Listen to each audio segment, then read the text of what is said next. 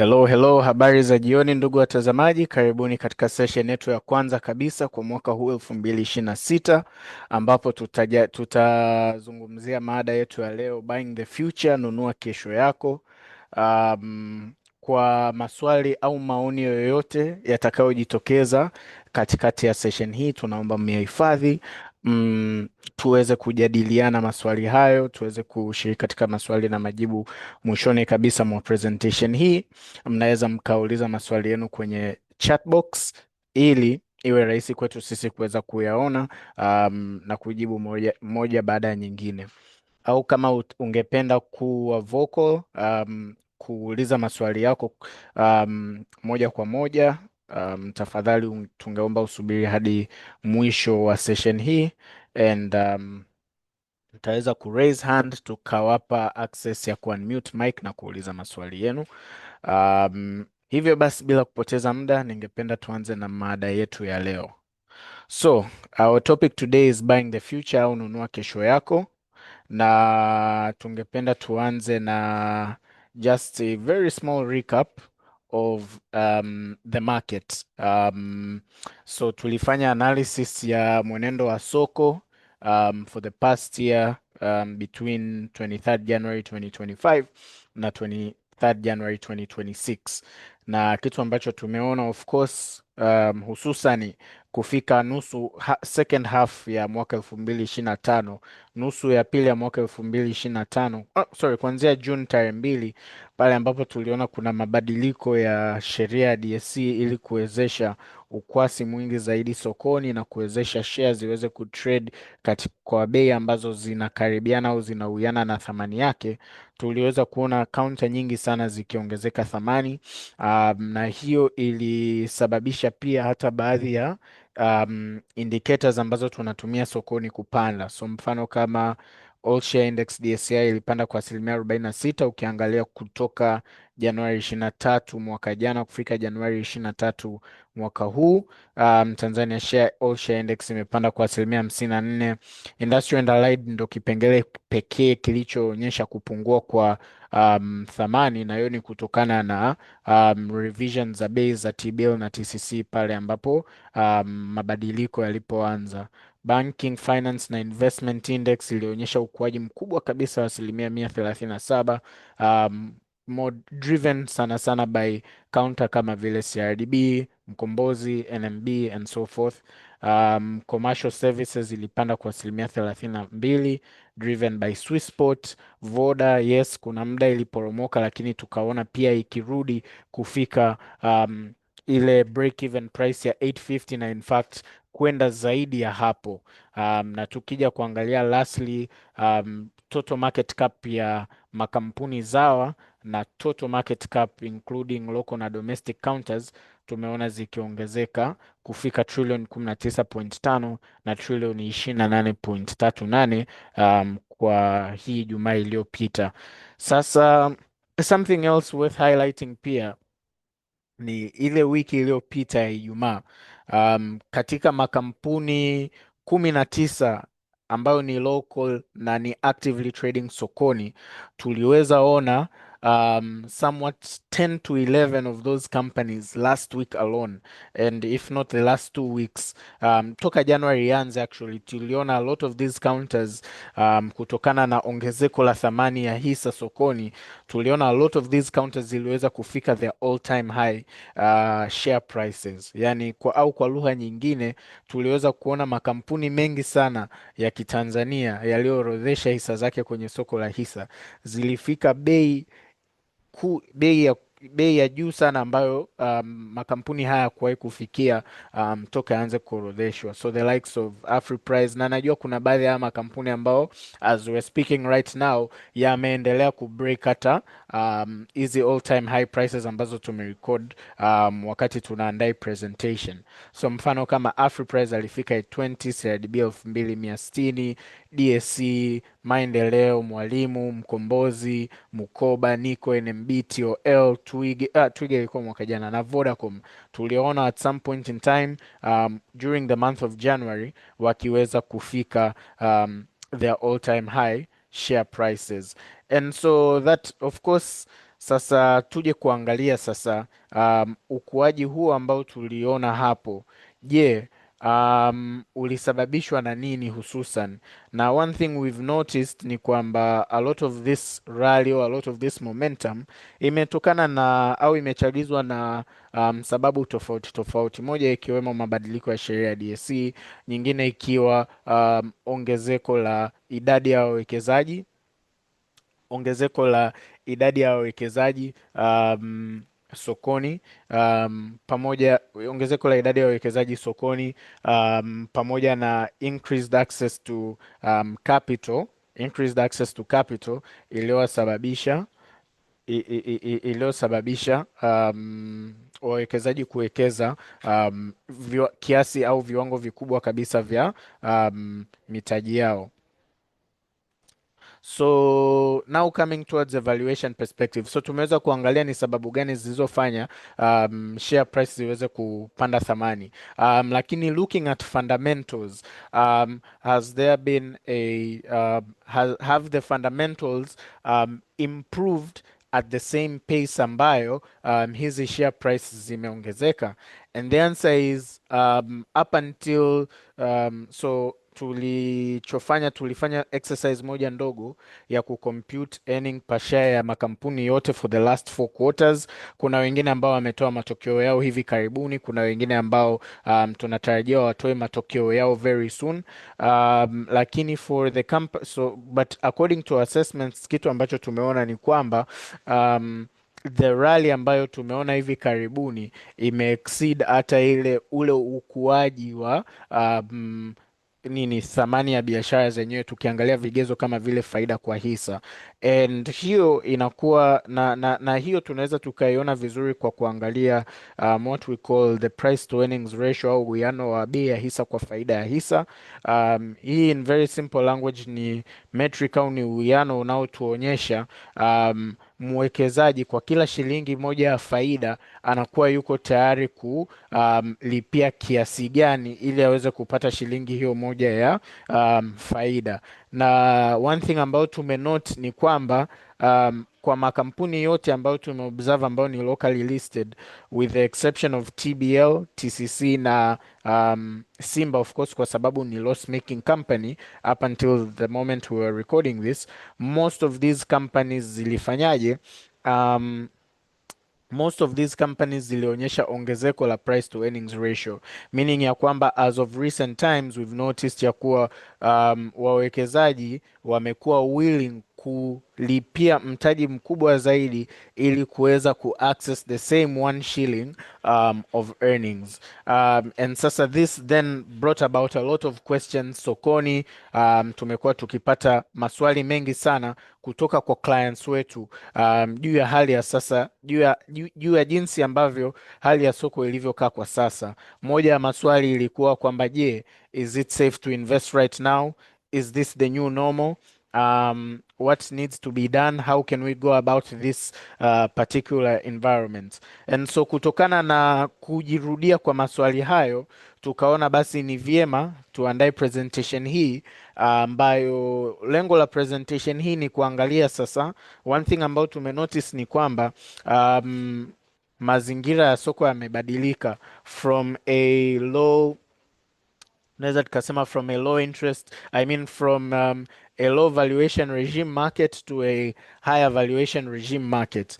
And with that, of course, hiyo kama nilivyoelezea hapo awali imechagizwa na mambo mengine mbalimbali, lakini the most important thing ya kuangalia sasa hivi ni whether the valuations right now make sense or whether they do not.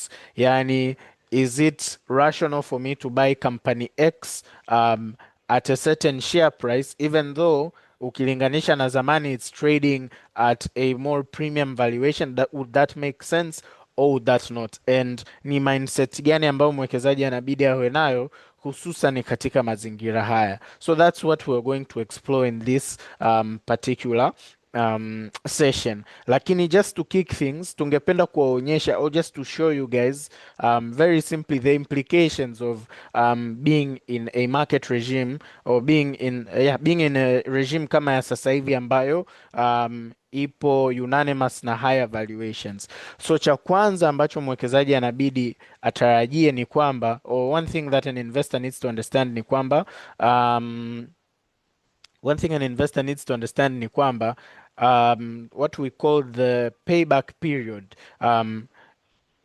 period yake katika mazingira kama haya tutarajia kwamba itaongezeka, and there's no better way to explore that rather than by using the price earnings ratio. Hii price earnings ratio kama nilivyoelezea mwanzoni ni kwamba inaonyesha willingness ya mwekezaji juu ya how much in capital they're willing to pay up for one shilling of profit from that particular company.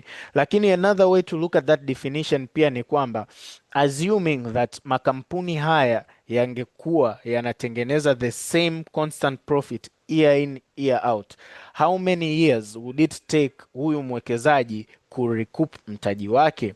Na one thing we've noticed ni kwamba for all of these companies kasoro TBO na TCC, the payback period imeongezeka drastically. So taking a good look at Afriprice as an example, where in 2024 and 2025, if you had bought them at those particular share prices, kipindi kile 1 shilling of earnings, assuming ya kwamba ingebaki constant, ingekuchukua 7 to 8 years to recoup that capital. Right now it would, as per the metrics ambazo tuliandaa hapa, tuliweza ona kwamba it would take you now 21 years. For CRDB ambayo ilikuwa ina trade kwenye PE ratio ya 3 times, meaning ya kwamba assuming profit ni ile ile, ingekuchukua miaka 3 kurudisha mtaji wako. Now using that same assumption, it would take you 8 years. DCB ndio it's been a loss making company, lakini as of the current moment with a 137 price earnings ratio, that means it would take you 137 years, and so forth with the likes of DSC, Maendeleo, Mwalimu na kadhalika. So one thing ambacho inabidi tuelewe katika regime hii ya soko ambapo bei zimechangamka ni kwamba tutarajia ya kuwa payback period yako wewe kama mwekezaji, first of you should get it in your mind, ni kwamba payback period yako itakuwa extended, and as we've seen with these valuations zimekuwa extended quite drastically. Lakini issue nyingine ambayo inabidi tuweze kuelewa pia ni kwamba we ought to expect lower dividend yields katika market ambayo inakuwa driven katika market ambayo returns zinakuwa driven sana sana na capital gains, which is one thing we've seen with our market tokea June ya mwaka jana, ni kwamba a consequence of that would be that dividend yields zingeanza kushuka. Okay, dividend yields zingeanza kushuka, and tulifanya pia another small assessment hapa. Tulijaribu kuangalia historical dividend payments za makampuni mnayoyaona kwenye jedwali hili for the last the last 4 years between 2022 to 2025.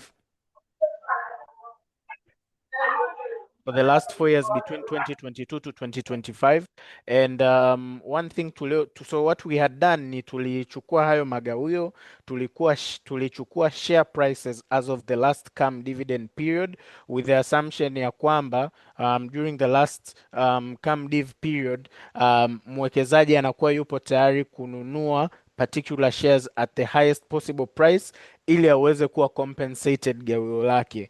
Tukija sasa ex-div ndo hapo ambapo tunatarajia, kwa sababu and as you probably know, ukinunua makampuni during CAM div period, whatever shares you buy you are entitled to that dividend. Ikishafika ex-div tunasema kwamba whatever shares unazonunua hutopokea gawio kwa mwaka huo hadi the following year. So one thing we've noticed ni kwamba during CAM div periods share prices tend to rally significantly, kwa sababu kunakuwa na demand ya wateja wanaojaribu get in au kuingia katika umiliki wa kampuni fulani ili waweze kupata magawio ya kampuni hayo. So tulichokifanya ni tulichukua magawio ya kila mwaka, tulichukua na bei ya hisa as of the last CAMDIV dates. Na one thing ambacho tumenotice, so for Afriprice, Voda na Nico, ambao makampuni haya yalilipa gawio during the second half of the year, ambapo na ndo muda huo ambapo tulianza kuona mabadiliko tunayoyaona hadi sasa hivi sokoni. We've noticed ya kwamba the dividend yields zili drop drastically. So for example with Afriprice tuliona imetoka from 4.85 hadi 3. For Voda, of course, Voda mabadiliko ya sheria yalipotokea, tuliona what had happened ni kwamba share price zake zilishuka because the company's shares had been stagnant for a long time. That's why tunaona yield yake imekuwa a bit elevated. But with Nico, we've also seen the dividend yield drop drastically from 6 and 9% in 2023 and 2024 to around 3% in 2025 as of the last CAMDIV trade date. Okay. Um, Kitu kingine, and so what we had done was, fortunately or unfortunately, ni kwamba for companies such as NMB, Swissport, CRDB, and DSE, as of mwaka jana, their last CAMDIV dates were just before haya mabadiliko yalipoanza kutokea. So what we had seen was, so it would have been much more difficult to see the implication ya lower dividend yields kama ambavyo tumeona with Nico and Afriprice, because hawa walilipa during the second half of the year when the rules were effected. Lakini nonetheless, given for example with Mkombozi na NMB ambao which wametoa kutoa matokeo yao ya kifedha jana na leo respectively, based off of what we had seen na based off of our projections, and by the way these are projections not actual dividends. So for example with Mkombozi na NMB, we expect them to pay dividends of 164 shillings and 495 to 500 shillings respectively.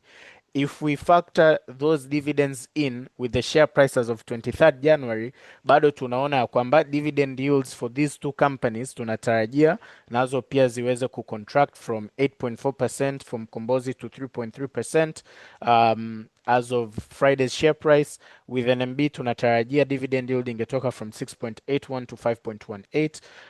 Lakini we've also done projections for other companies such as Swissport, CRDB na DSE, based off of how we've seen their numbers and based off of projection exercises ambazo tumefanya. And one thing we've noticed ni kwamba despite Swissport, CRDB and DSE, despite our anticipations ya kwamba watalipa magawio mazuri zaidi, the thing is with the prices na the ways ilivyokaa sokoni, we still expect yields to contract. So as of last Friday's prices, Swissport's dividend yield ingekuwa at 2% with this projected dividend of 75 per share. CRDB's projected dividend at 80 shillings, with Friday's share price ingekuwa a 3% dividend yield from a 7% dividend yield last year. And DSC's dividend yield ingeporomoka from 5% to 2.41%. So one key common feature we're seeing here ni kwamba as the market has now shifted towards that which is more obsessed with capital gains, or towards a market ambayo we're paying higher multiples for the same shares, a consequence of that is we ought to expect lower dividend yields. Zamani we used to have a rule of thumb ya kwamba dividend yields for good companies, a minimum dividend yield you'd get averaging somewhere between 5 to 7% minimum. Lakini with the way things are going, we expect that to drop, and we do expect average dividend yields to range somewhere between 2 to 4%. 2 to 4% based off of current situations. And of course, the other thing we ought to look at pia ni some approaches, or in context ya jinsi ambavyo soko limekaa sasa hivi, some metrics or some approaches ambazo tumekuwa tukitumia gauge whether a company is worth buying into or not somewhat slowly starts becoming more irrelevant. A good example is the price to book ratio, where famously the rationale or the assumption was that if a company is trading at a book value that is either equal to or lower than one, it is undervalued. But if it is trading at something that's greater than that, then it is probably overvalued. So a metric, so kwa wawekezaji ambao wamekuwa wakizoea kutumia book value as a metric for assessing whether or not to buy a stock, in this particular market regime, it sort of becomes very difficult. Yani ukiangalia mfano, this is just a snapshot of our computations for each of these companies, excluding Precision Air. There's a small error with this. They actually have a negative book value. Lakini excluding Precision Air, most of these companies are trading at a premium book value, meaning ya kwamba if we were to go with the same approach of buying companies whose share prices are trading at discounted book values, or book values that are at parity with share prices, automatically you'd be missing out on investing in the market, kwa sababu with the way the market is sasa hivi, karibia almost every company that an investor is eyeing out for is trading at a sort of premium book value. So that is another consequence of this high market regime. Wawekezaji pia wanabidi waangalie metrics au traditional assessments ambazo zimekuwa zikitumika kuassess whether a stock is worth getting into or not, and it is time for investors to look at different approaches of assessing these particular companies in light of the current market situation. So that now leads us to the question, we've already established ya kwamba we're in a high market valuation regime. Stocks right now are trading, au hisa zina trade kwa bei kubwa kuliko some of these fundamental indicators compared na miaka ya nyuma. And so that leads us with two questions, and that leads us to the heart of this very presentation. What do you do in a high valuation environment? You have two options. You can either wait for a stock market crash, or you can adapt with the current situation. The problem with waiting for a stock market crash ni kwamba, unfortunately, unfortunately none of us have what we call crystal balls, au hatuwezi kuona au kupredict the future with 100% accuracy. So that is one of the limits with predicting how markets will move or how economies will move. So there are two options. One is waiting for a market crash.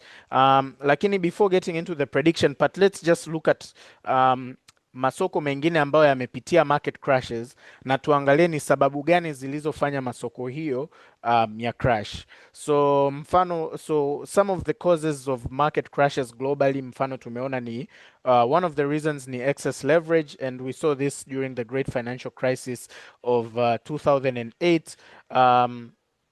Where there were a lot of enthusiastic investors ambao walitumia significant amount of leverage to purchase real estate assets and securitize real estate assets.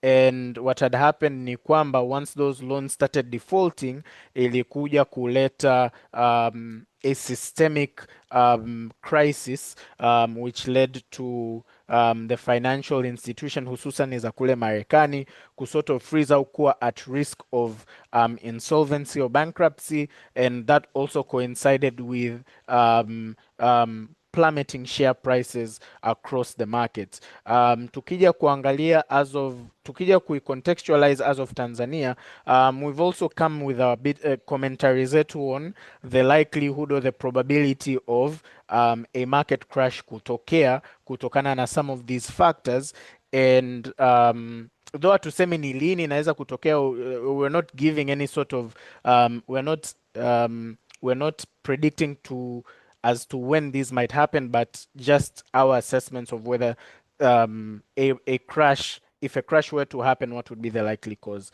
Tukiangalia for Tanzania specifically, we find out that excess leverage for Tanzania's case, we find that to be highly unlikely because tukija kuangalia given the way na uzuri tumeanza kuona some of these banking sector numbers, while yes we do have strong appetite for loans, lakini so far with the way things are, non-performing loans have been more or less below the below the BOT threshold ya 5%.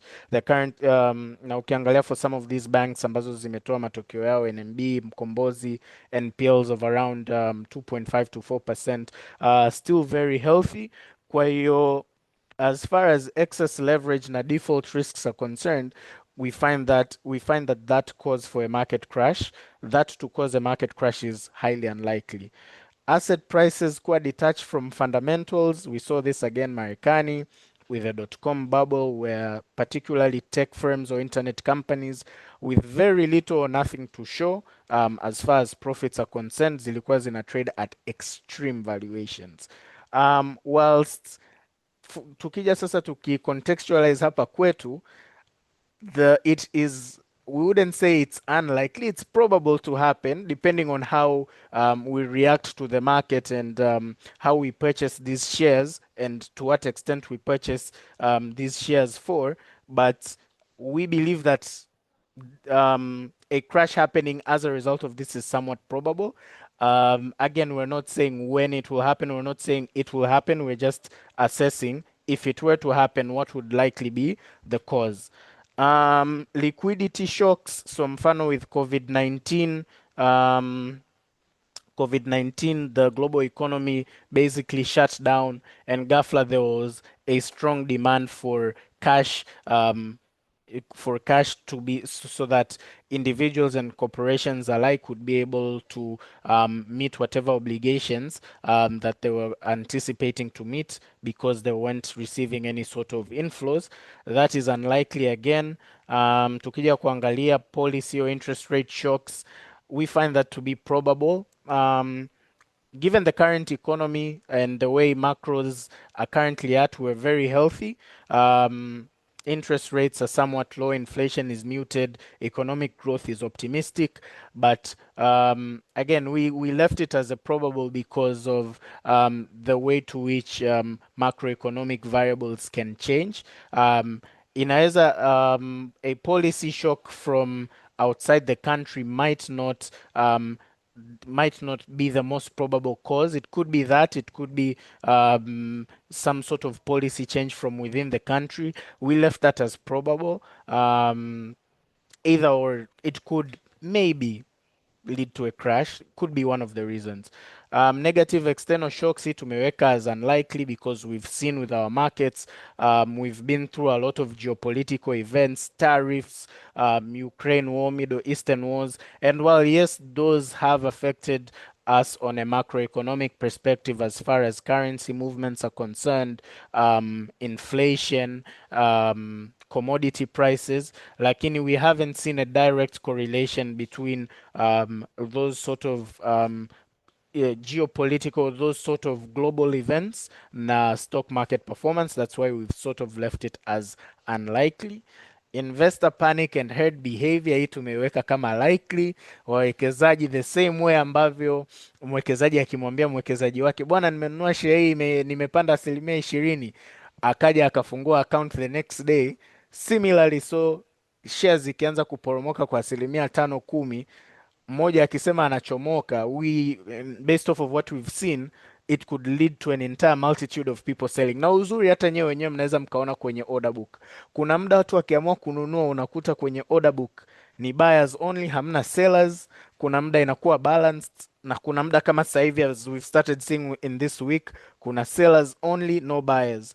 So that is, hiyo inaonyesha kwamba there is an indication of some sort of herd mentality within the market, and a herd mentality such as that could cause a crash. It's very likely to cause a crash given what we've seen.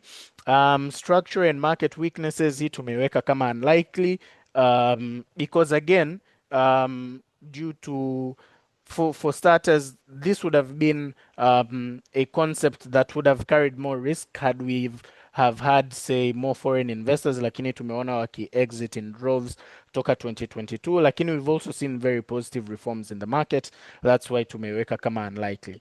So after exploring some of these causes of market crashes, then there is also the other challenge ya kwamba of course huwezi kupredict when it will happen or what exactly would cause it to happen. It could be one of these reasons, it could be a combination of these reasons, it could be a reason that is outside even this scope hapa. So in a high interest market valuation, in a high market valuation environment, waiting for a market crash seems to be unwise kwa sababu we can't really predict to certainty what will or when it will happen. And even if it were to happen, a market crash might happen say to a certain extent, na the extent to which the market inaanza kuconsolidate, bado prices zinaweza zikawa juu kuliko vile ulivyotarajia wewe. Kwa hiyo with that said, ingekuwa vyema ungekuwa sokoni au ungekuwa invested katika kipindi hiko. That leads us to the heart of our session, adapting or buying the future as we would like to call it. So kwenye hii concept yetu ya buying the future hapa, one thing we're seeing ni kwamba as a community, as the investment space, we might want to redefine how we look at investments or redefine investment narratives. And we might have to take a page of what we're seeing with more sophisticated or more active markets. So in more sophisticated markets, one thing ambayo tumenotice ni kwamba hizi high market multiples kama ambazo tumeziona zipo, na in fact in some of those markets unakuta multiples ni kubwa zaidi kuliko hata hizi ambazo tulizozionyesha kwenye slide iliyopita. Lakini the difference between how they approach high market multiples and how we've approached it thus far ni kwamba for these more sophisticated markets, usually higher market multiples are assigned to companies au makampuni ambayo yameonyesha uwezo wa kutengeneza faida inayokuwa within investors expectation na inaonyesha promise au potential ya kuendelea kuperform within investor expectation au kuexceed investor expectation as far as business is concerned.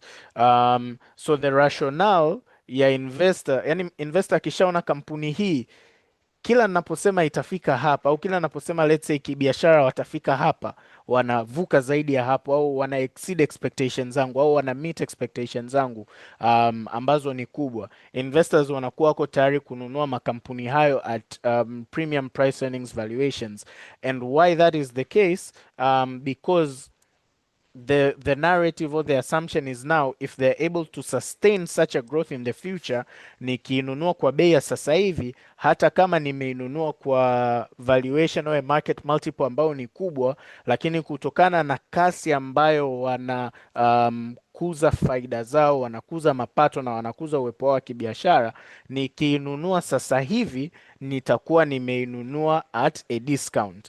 Kwa hiyo one thing we are urging investors or an approach ambayo tuna wasisitiza wawekezaji wazingatie pia ni kuangalia uwekezaji wanapokuwa wana assess investments nzuri na mbaya, in as much as historicals au past performance matters, na we've been very heavy on looking at past performance or taking past performance as a metric ya kudetermine whether to invest or not.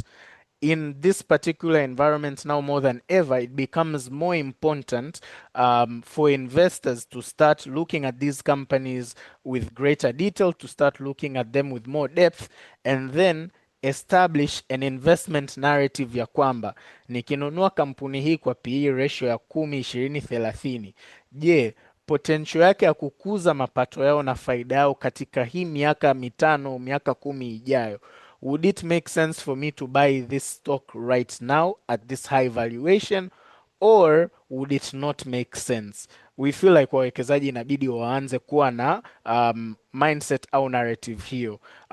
So kwa maana hiyo what we're basically saying ni kwamba mwekezaji, na ndio maana tumeita, that's why we called our topic buying the future, because now what you are doing is you are looking at the company now, you are looking at the factors that have shaped the company now, and you are trying to figure out whether buying this particular company at today's price, whether future profits or future earnings would justify buying that company at today's share price. So we have to be more forward looking, or we have to take future forward-looking anticipations with greater weight than what has been done before.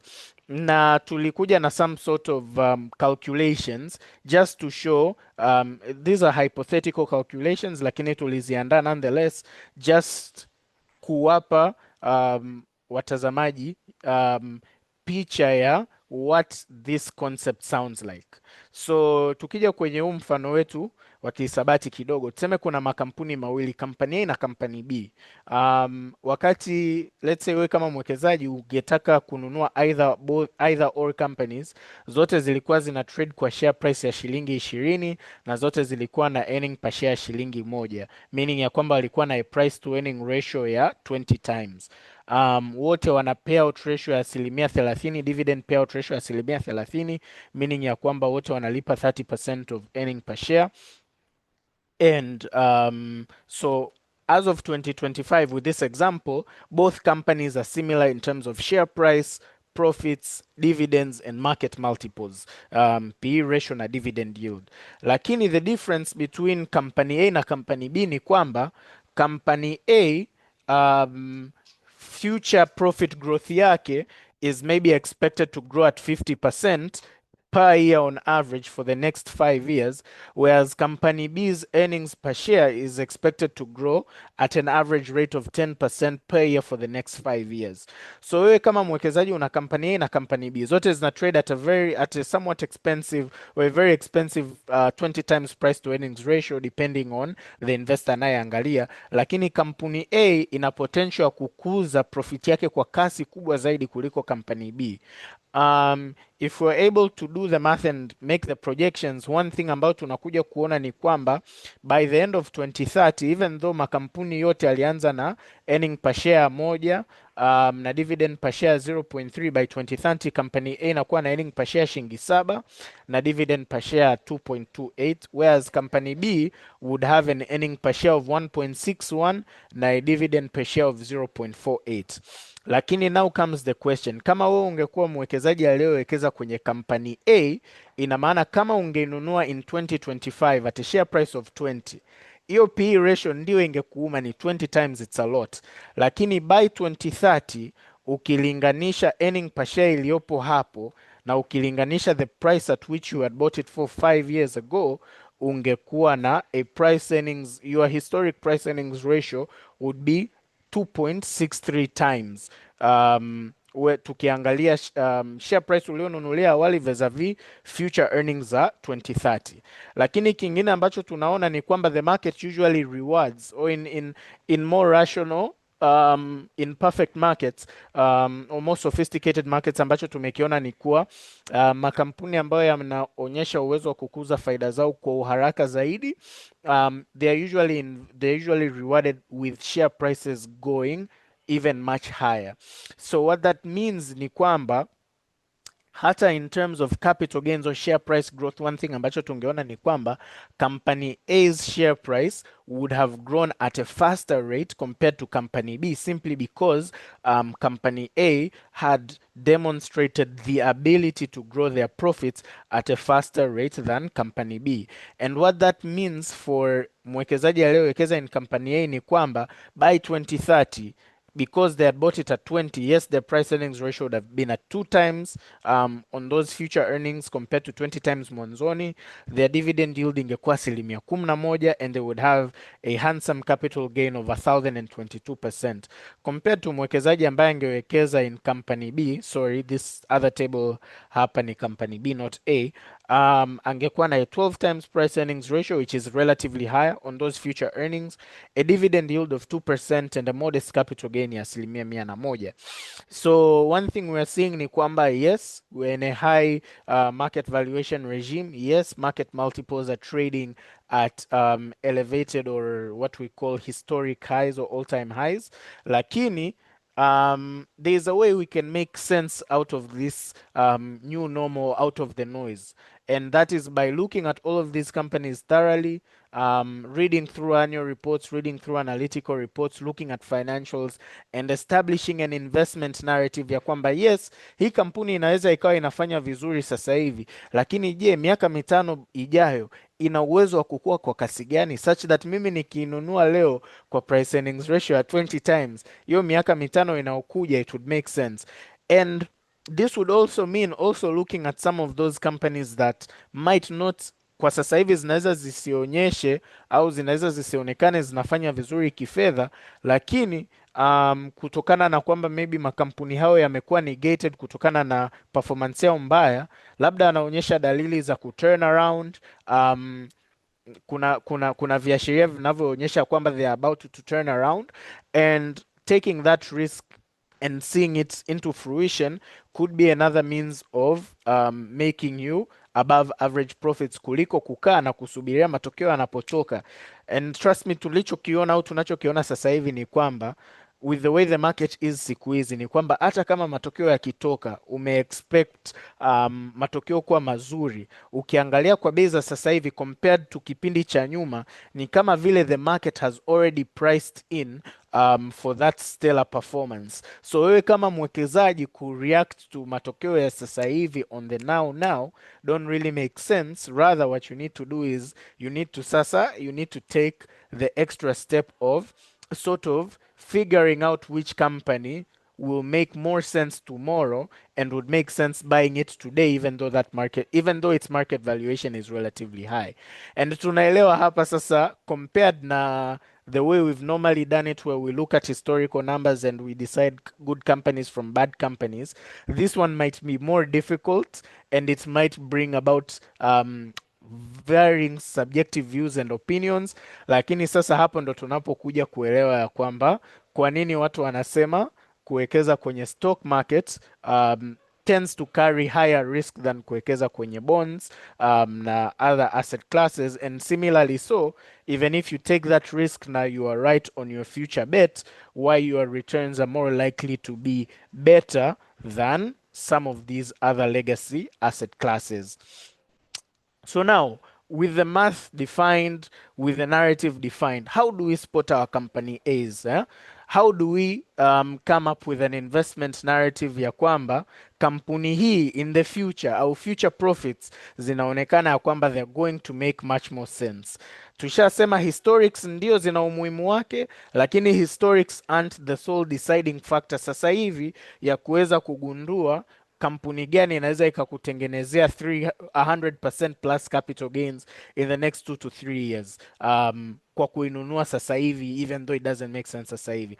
So vigezo gani vya ziada ambavyo inabidi tuangalie ili tuweze kushape hiyo investment narrative?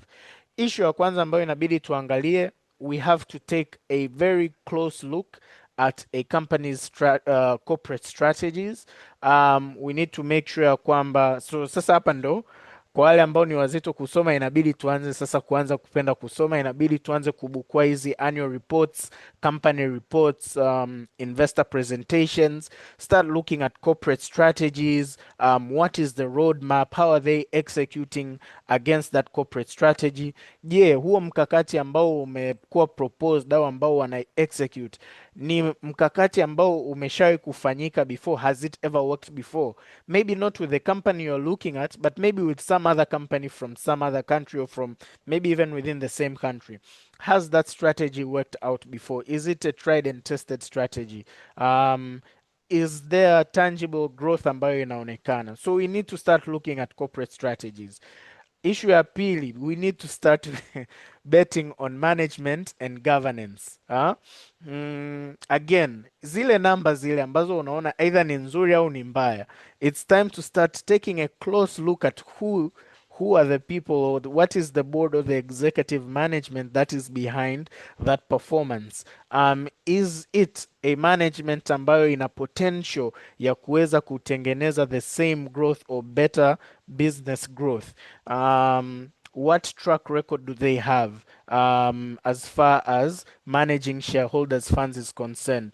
Je, pia katika makampuni hayo, is there a sound and effective corporate governance structure such that inaweza ikapunguza possibility ya hawa viongozi wa makampuni au taasisi hizi kutumia rasilimali za wanahisa kwa ajili ya maslahi yao binafsi au kufanya maamuzi yanayoweza kufanyaje kukuumiza wewe kama mwekezaji. So those are things that need to be looked at. Another thing worth looking at is newer financial metrics. We talked about how the price to book ratio, as an example, with current market environment, it's starting to make less and less sense compared to miaka ya nyuma. Then maybe it's about time we start looking at other more effective ways za kuassess masoko yetu in light of the current market environment. We need to start looking at ratios such as forward price to earnings ratio, where you take the share price sasa divided by hizo future earnings kama nilivyofanya kule nyuma. Your price earnings growth ratio, where you take your PE ratio divided by your annual earnings growth or your annual anticipated earnings growth. The return on invested capital ya taasisi hiyo vis-a-vis ile cost of capital, the minimum return ambayo wewe kama mwekezaji unatarajia kupokea kutoka taasisi. So these are some of the things that we need to look at. And of course, another thing is to remain grounded and defensive.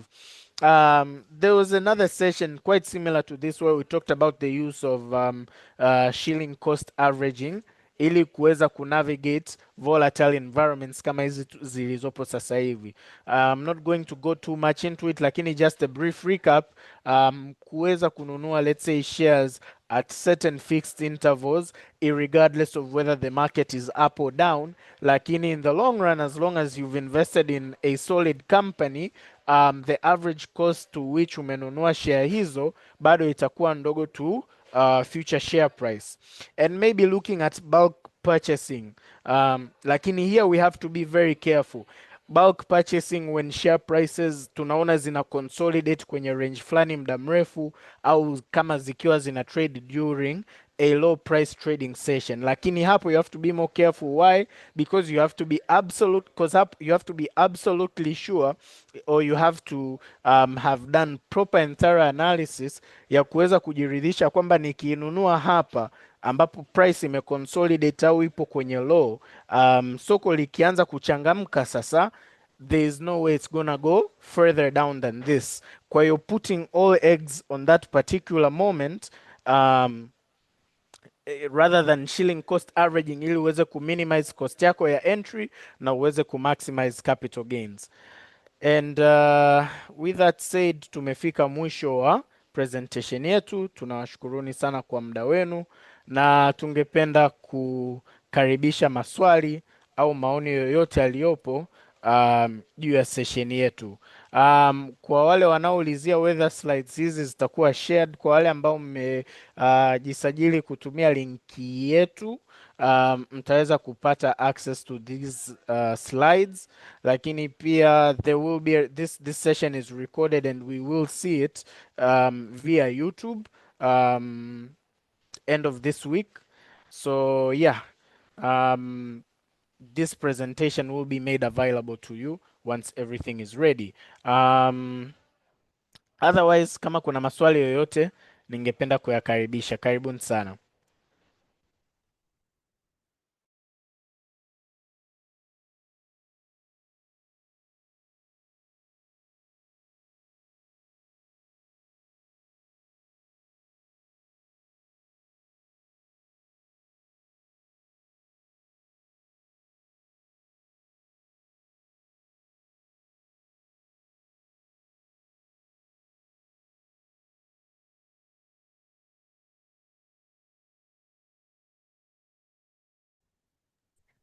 Okay. Hello.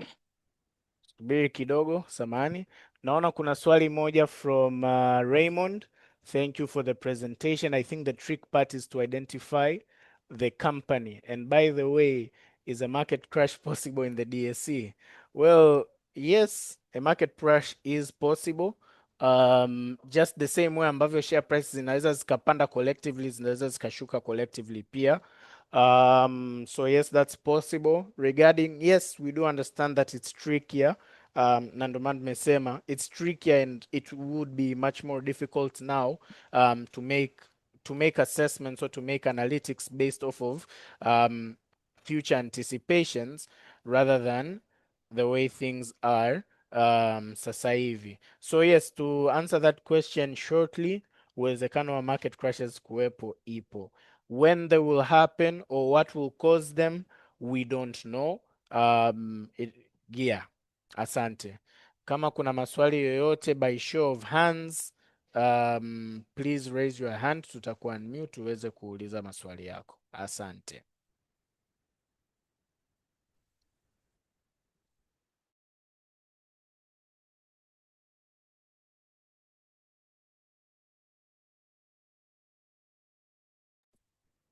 Yeah, asante kwa presentation nzuri. Sijui kama nasikika, ninaweza nikaendelea? Yes, karibu. Asante.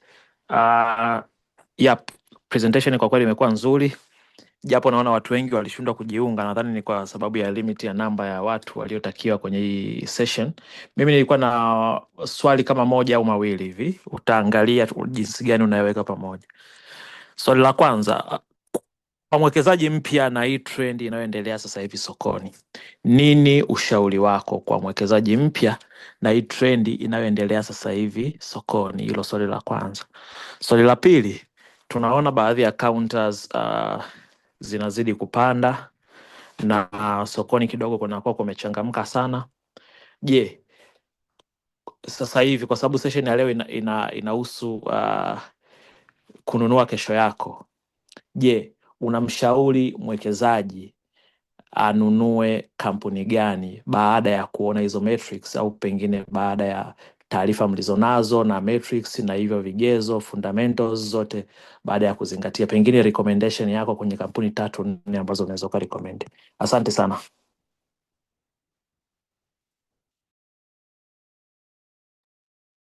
Alright, asante kwa swali zuri sana. Hili swala la pili nimelipenda. Alright, kwanza na swala lako la kwanza kwa wawekezaji wapya. And I think they're very excellent questions. Ni maswali muhimu sana kwa sababu yes, kumekuwa na ongezeko kubwa sana la wawekezaji wapya, lakini pia it becomes increasingly difficult to identify what companies are doing well. Nitacombine haya maswali mawili kwa pamoja niweze kuyajibu. So kwa mwekezaji mpya anayewekeza, the first thing ambayo tunamshauri ni kwamba do not follow noise, rather follow insights. Na what we mean by this ni kwamba kuna makampuni 28 yaliyopo listed, na uzuri haya makampuni yote most yanatoa taarifa zao za kifedha, most wanatoaga updates on how they are performing, and most of that information is digestible na inaweza ikatumika kufanya maamuzi yaliyo sahihi. Kwa mwekezaji mpya, what I would advise, buy great companies that have shown, so tunaanza na historics, that have shown au zimeweza kuonyesha uwezo, historically speaking, ya kukuza mapato, kukuza faida, kuendeshwa vizuri, kulipa magawio yaliyo mazuri na yanaokuwa, as a matter of fact, yanaonyesha ushindani mkubwa, au tunasema yanaonyesha leadership sokoni, such companies. So those are historics, lakini in addition to that, tusiishie hapo tena, because that's not enough, as we're seeing sasa hivi. Something else to factor in ni kwamba je, the investor sasa itabidi ajiulize, je, does this company au kampuni, haya makampuni yenye vigezo hii, je, yana uwezo wa kuonyesha au yana potential ya kuonyesha quality au ubora huu wa matokeo au ubora ulio zaidi ya haya ya kimatokeo huko mbeleni? Na if yes, the other question you should ask yourself is, kwa sababu hutopata kampuni moja tu inayofanya really well. Kuna makampuni mengi yanayofanya really well. Sasa the follow up question you should ask yourself is, baada ya kuweza kuona ubora wa hiyo performance, are you willing to pay for that company kwa anticipation ya ubora wa matokeo hayo? Are you willing to pay are you willing to pay whatever price that's available sokoni for that particular company? And is paying for that company kwa bei hiyo, is it better than the options that are available sokoni, that also show similar or maybe even better qualities? Ukiweza kujibu maswali hayo, then you'll be able to, yani ukiweza kujibu maswali hayo, ukiweza kustructure mtazamo wako kwa namna hiyo, you're more likely to make more sound investment decisions.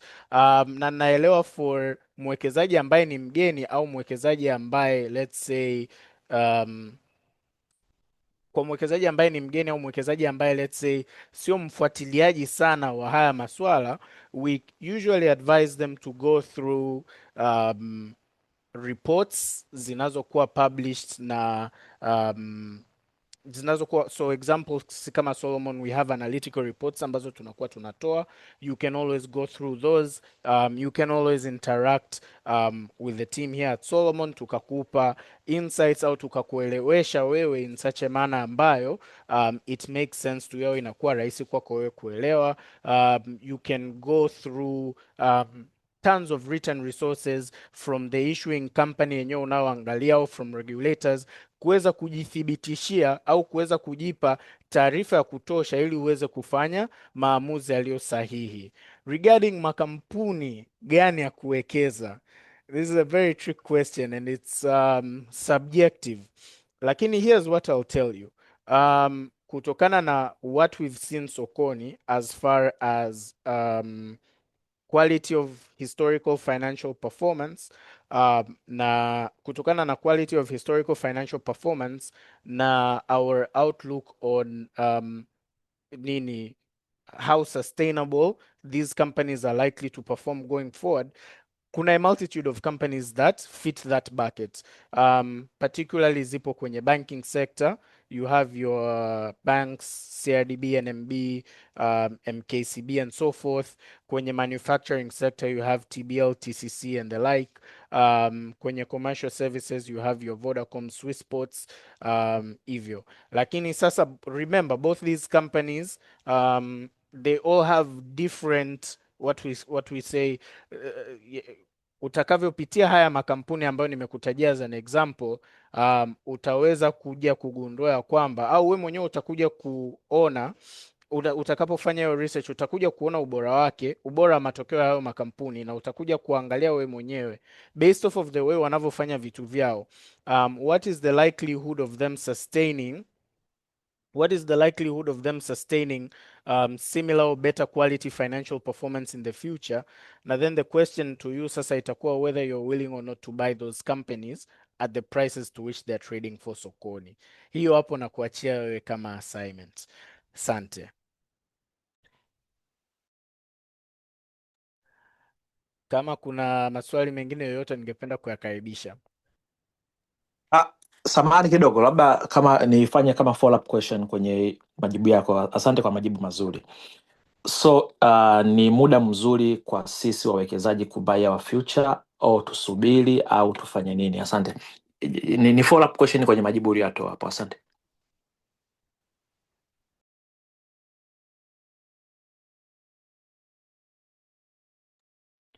Okay.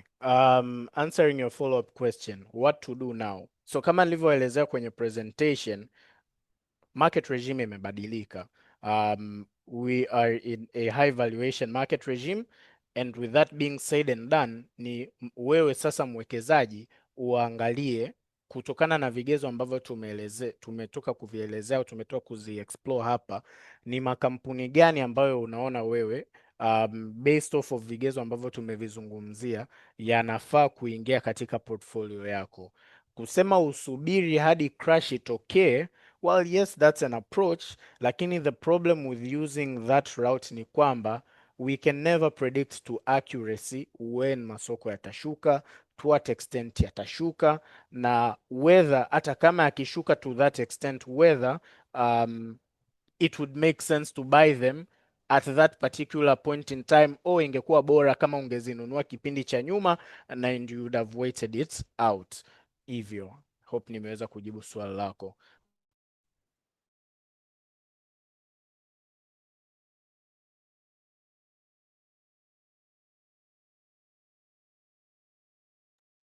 Naona kuna swali lingine hapa, hisa za Toll naona zimepanda ghafla, ni kitu gani zimefanya zipande baada ya kukaa dormant kwa muda mrefu na kuna possibility ya kuendelea kupanda?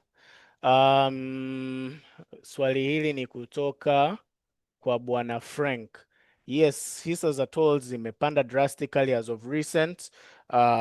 Tumeweza kuona hiyo imesababishwa sana sana na, of course, imesababishwa sana sana na improvements ambazo tumeona sokoni kama ambavyo tumeelezea awali. It's not just Toll ambayo imeonyesha kupanda kwa bei, lakini ni almost every counter tumeona ikionyesha kupanda kwa bei, especially in this year 2026.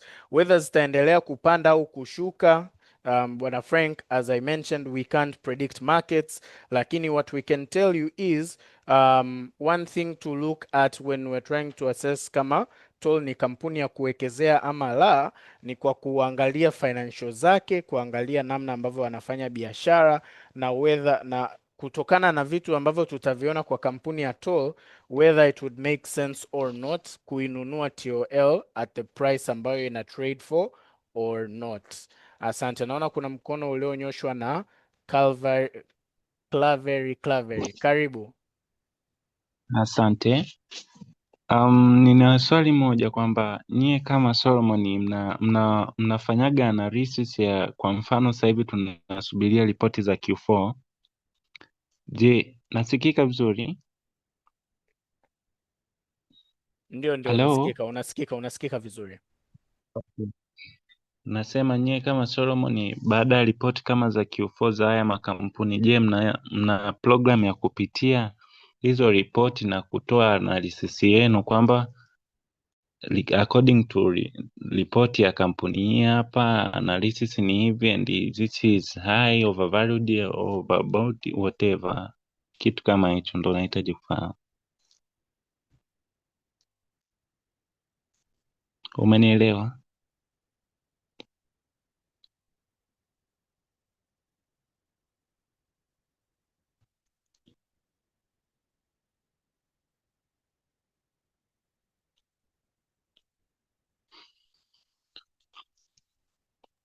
Yes, nimekuelewa. Yes, tunakuwaga na reports ambazo tunatoa pale ambapo makampuni yanapotoa matokeo yao ya kifedha.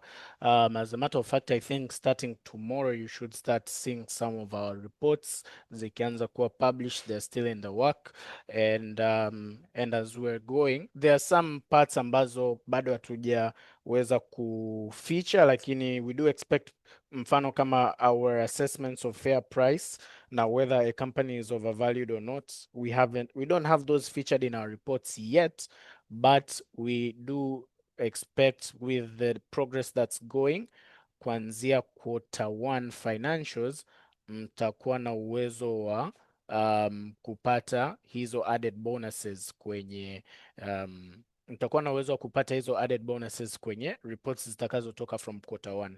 So to answer your question kwa ufupi, yes, we do have reports tunazotoa kila quarter matokeo yanapotoka. You should start seeing them starting tomorrow and you should expect to see them improve over time as of this year. Asante.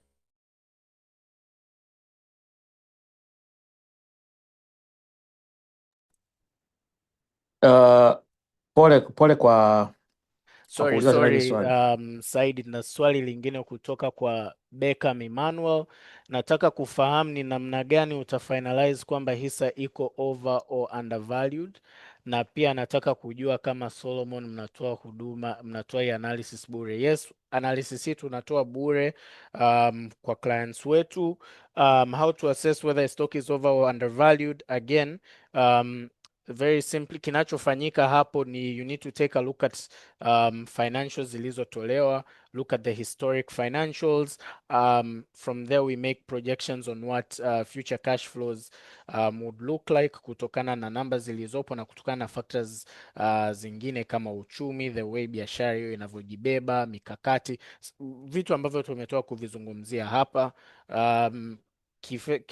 Finance zaidi tunasema we discount hizo cash flows ili kuweza kuona mitiririko hiyo ya fedha ya baadaye kwa thamani yake ya fedha sasa hivi, whether or not it would make sense to buy or not. Hivyo, so that's how we sort of deal with these that's how we deal with these particular valuation exercises. Asante.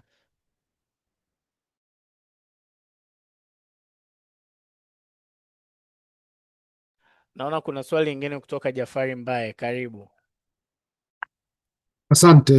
Kwanza, first of all, I think thank you for a very good presentation. My question is simple. So we have seen ETFs now being released. Tunaona kwenye stock market. For example, leo tumeona moja imekuwa released. So what are your views on the ETFs compared to these other normal one-off stocks?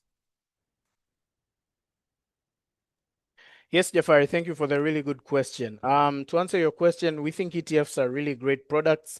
They're very good innovations that have been brought to the market.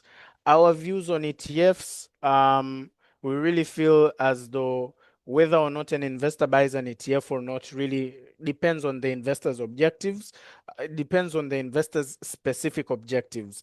Lakini general rules of thumb to consider, general rule of thumbs to consider ni kama vile kwa mfano say avoid or taking a cautious approach when buying or taking when purchasing or making decisions za kununua ETFs, kuangalia sana sana whether what price an ETF is trading for relative to its net asset value. Uzuri ni kwamba the fund manager wa ETF anakuwa obligated kutoa net asset value. So I think it's in the investor's best interest kuhakikisha anainunua at somewhat of a fair value rather than buying them when they're overvalued. So mwekezaji again anapokuwa ananunua hizo products, that's one thing to look at. If it's overvalued, then it's better off kama wewe ungetengeneza a portfolio of those underlying companies, like that. Other things to look at is what sort of exposures these ETFs give you. So we have investors ambao, and it's subjective. Kuna investors ambao wanasema bwana, maybe the diversification offered here, I feel like I already have this portfolio, so there's no need for me to buy this ETF. Kuna wengine wanaona for me to construct a portfolio of this magnitude would require more time and costs for me. I would rather buy the ETF. So ndo maana tumesema it's pretty subjective. The general rule of thumb, I guess, is to avoid is to buy ETFs or consider buying ETFs when the prices are relatively at parity or maybe even undervalued to net asset value, and also looking at ETFs ambazo look at their prospectuses, kujithibitishia au kujihakikishia ya kwamba the nini tunaita the running expenses of that ETF are as low as possible, because if they're not, what that would mean ni kwamba the net return ambayo ungetengeneza from that ETF itakuwa ndogo zaidi kutokana na ukubwa wa cost zilizopo. So those are some of the things ambazo inabidi uangalie, otherwise we really think they're very good products and very good innovations in the market. Asante. Asante for the response. And sorry, just to a follow-up question. We've been discussing about the DSC all this time. Just wanted to know what are the possibilities of investing in foreign markets, say Nairobi Stock Exchange. Is that something that we can do from here? Yes, it's something that can be done from here. It's within it's within legal what we say, it's within legal parameters and jurisdictions. We can explore EAC and SADC markets. There are developments that are being made kuhakikisha ya kwamba we synchronize as much as possible cross-border investments between Tanzania and some of these markets and whatnot. So what I would say is, and it's a product that we are working on internally. So when things are ready, just stay up, just stay close. We'll provide you with the necessary updates. Asante. Okay, Jaman, so sorry for this. This is just last one. So on the foreign markets, do you also guys do some sort of analysis on the performance of the companies that are listed on those markets? Let's say the Nairobi Stock Exchange or the one in the SADC area. We have surface level analysis, currently not available for disclosure, because they're products that we're still working on internally. Lakini again, as we materialize the possibility ya kufanya hizo cross-border investments, ndo hapo sasa that will coincide with some of those analytics ambazo umeziulizia hapo. Asante. Asante.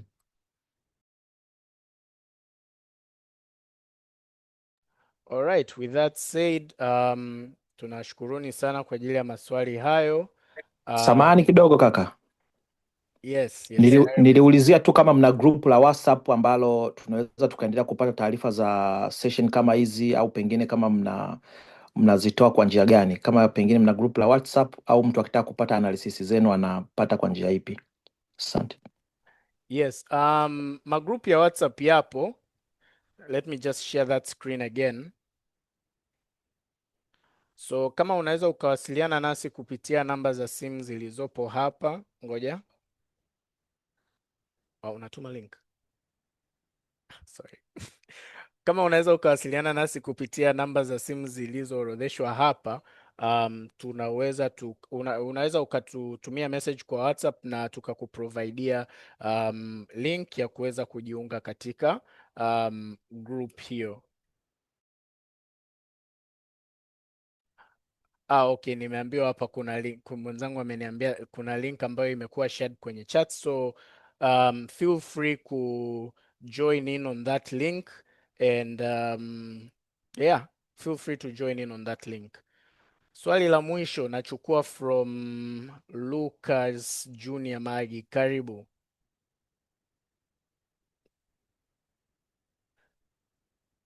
Asante, nasikika? Yes, unasikika, karibu. Naam, nilikuwa najaribu kutuma hapo kwenye chat, lakini nilikuwa naona of course naweza nikakutumia message wewe peke yake, yani Solomon and peke yake. Nilikuwa nasema kwamba nawapongeza kwanza kwa presentation ambayo mmetoa, kwa sababu mimi pia ni client wenu. Na hata wewe kuna mara kadhaa huwa nakupigia simu for some issues kuhusiana na report, lakini nimependa pia kuongeza hiyo issue ya fair price kwenye report zenu. Kwa hiyo mimi binafsi nitakuwa naifuatilia, kwa sababu pia itanifanya niweze kujua kwa like nikiwa nafanya decision ya kuwekeza niweze kupima like na nunue kitu chenye value na mambo kama hayo. Lakini pia kama kutakuwa kuna namna nyingine ya kuongeza analysis labda kwa hizi dividend paying stocks, labda kwa kutumia labda dividend discounted dividend model, kama na yenyewe inaweza ikaongezeka, yani kwa hizo valuation model tofauti, pia itakuwa vyema zaidi, maana pia nimeona umeongelea DCF, yani ile ya cash flow, so nilikuwa nafanya tu hiyo addition. Yes, Lucas, asante sana kwa the comments and observations, and yes, kutokana na nature na structure ya kampuni, we will add the valuation methods and metrics tutakazoona zinafaa zaidi kutokana na nature ya kampuni, Okay, last question naona kwenye chat, unaweza kuongelea chochote kuhusu Precision Airways, hususan industry iliyopo na soko la hisa lilivyo? Precision Air, it's not a stock that we've covered quite heavily, lakini one thing I can say about based off of what the little we've done with the company, because for a long time imekuwa ni kampuni ambayo it's been loss making, constant restructuring, severely leveraged, and not to mention pia the nature of the industry iliyopo, it's an industry that's characterized with very low margins. Now and as far as market leadership is concerned, they've been outcompeted with Air Tanzania as far as business traffic is concerned. Nonetheless, we did see some signs of profitability, I think, in Q2, Q3. I would have to look at my numbers again, but generally speaking, for the longest of time, it's been a company that's fundamentally, there's a lot of work that needs to be done to make it profitable na kuifanya iwe kampuni ambayo ina maximize shareholders return. It's actually one of the fewest companies ambazo ukiangalia the balance sheet, the total liabilities za kampuni zinazidi hadi assets. Yani tuseme kampuni hiyo ingekuwa dissolved leo, mwanahisa angekuwa anadaiwa. It's one of those rare companies that have that unique situation. So again, we've done very little coverage on that, so we don't really have in-depth analytics on that, but we are sort of keeping an eye on it, and tukiona pretty satiable appetite from our clients requesting a coverage on the company, we can more than happily provide for that. Asante.